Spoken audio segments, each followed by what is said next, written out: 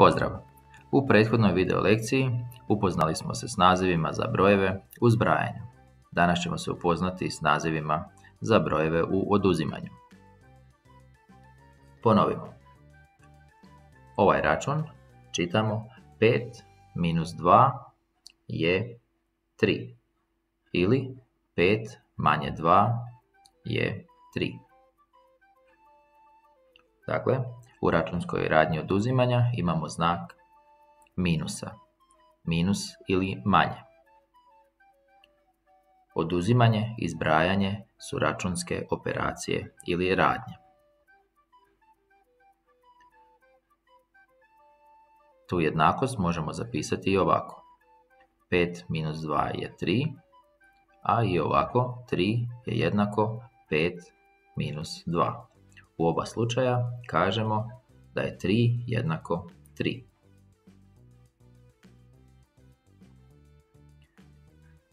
Dakle, u oduzimanju, isto tako kao što su i u zbrajanju brojevi imali nazive, imaju i u oduzimanju.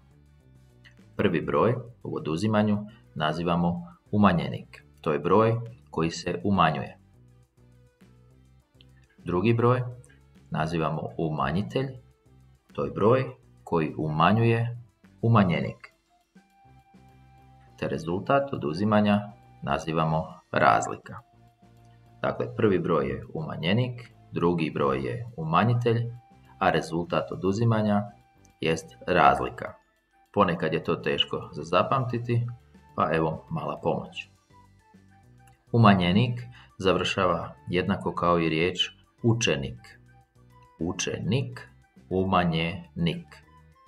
Umanjitelj završava jednako kao i riječ učitelj, pa imamo umanjitelj, učitelj. Te rezultat oduzimanja razlika počinje jednako kao i riječ razred, razred, razlika. Ponovimo, umanjenik, umanjitelj, razlika, učenik, učitelj, razred. Dakle, umanjenik je prvi broj u oduzimanju, umanjitelj je drugi broj u oduzimanju, a razlika je rezultat oduzimanja. Razlika je uvijek manja od umanjenika.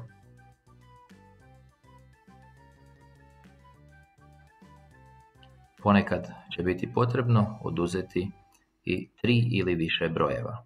U tom slučaju računamo s lijeva na desno. Ovdje imamo primjer 5 minus 2 minus 1 jednako.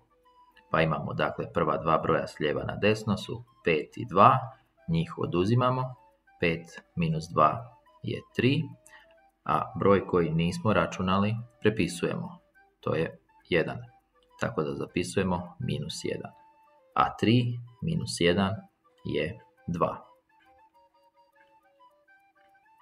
Pogledajmo nekoliko primjera zadataka.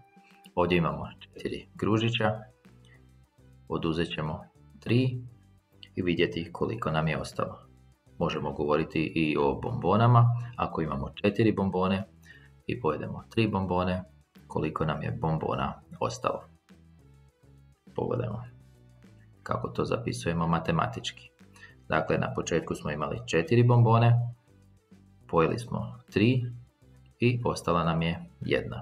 4 manje 3 je 1. Pokušaj se prisjetiti kako smo nazvali brojeve u oduzimanju.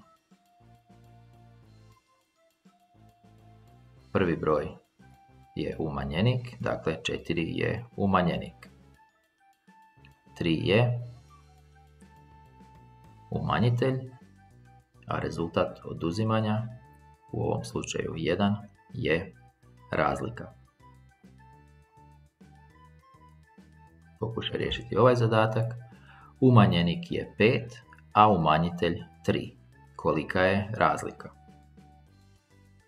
Naučili smo da umanjenik, umanjitelj i razlika su nazivi za brojeve u oduzimanju. Znači da u računu koristimo znak minusa i računsku radnju oduzimanja. Pokušaj sam. Dakle, račun zapisujemo ovako. 5 je umanjenik, 5 minus 3, a 3 je umanjitelj. Dakle, razlika je 2. Pogledaj ovaj primjer. Umanjenik je 3, a razlika 2. Koliki je umanjitelj? Pokušaj sam ili sama.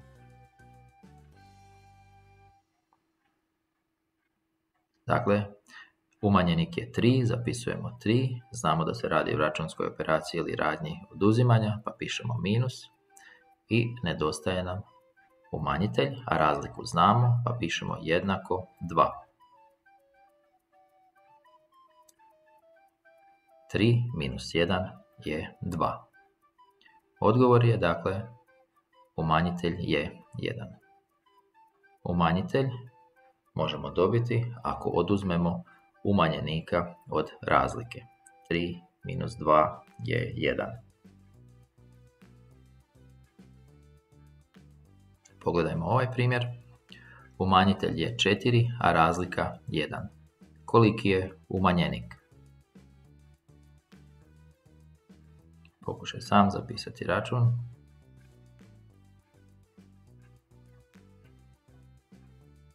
Dakle, umanjitelj je drugi broj u oduzimanju i zapisujemo minus 4, a razlika je rezultat, pa zapisujemo jednako 1, što znači da nam nedostaje prvi broj, odnosno umanjenik. Umanjenik možeš dobiti ako zbrojiš razliku i umanjitelja. U ovom slučaju 1 i 4. 1 plus 4 daje 5. Tako da je 5 minus 4 jednako 1. Koliki je umanjenik? Odgovor je, umanjenik je 5.